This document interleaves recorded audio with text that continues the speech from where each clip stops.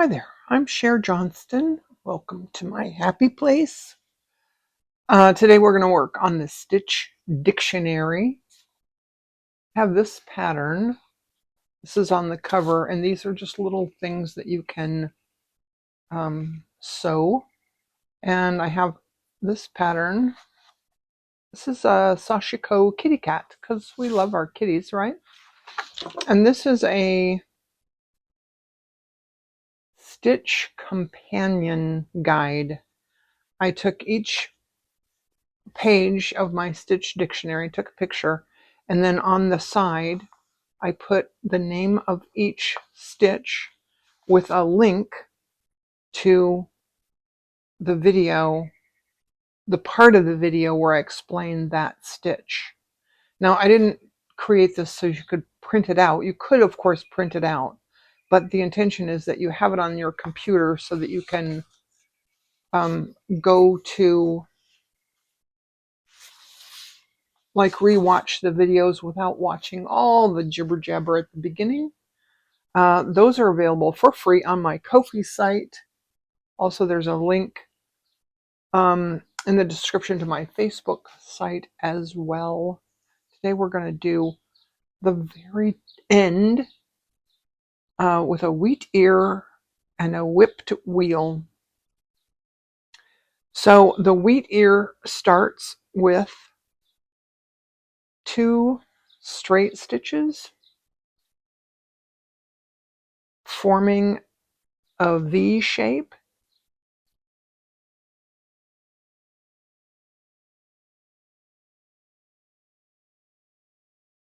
Just like that. And then we're going to do a sort of a chain stitch, except that the top of it is going to go through that V and then back down here. Then your next wheat ear. So that is 1 wheat ear. And if you want to do like a row, you can do another V, and this time the V, the point of the V, goes straight into the base of that chain stitch. And then again, we're going to go up here and go through. I'm going to use the eye end of my needle so I don't catch anything. I'm going to go through that V and the chain above it, and then back down.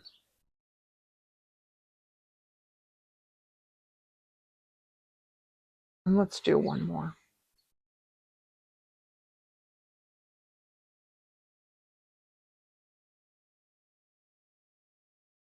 Go down here and up, across.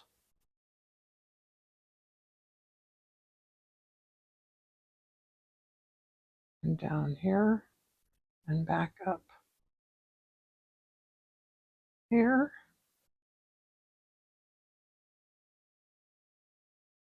And then I'm going to use the eye end of my needle to go through this way and back down. And that is the wheat ear stitch.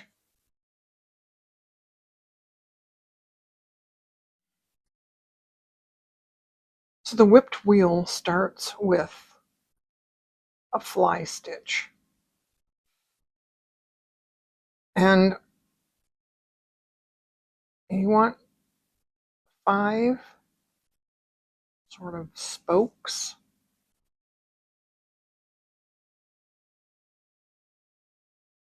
There's 3 of our spokes. And then one more in this way, there.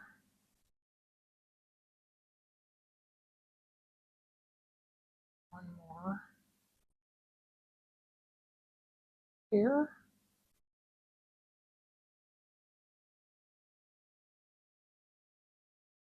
Then we're going to come up right near the inside. We're going to take the eye end of the needle and go under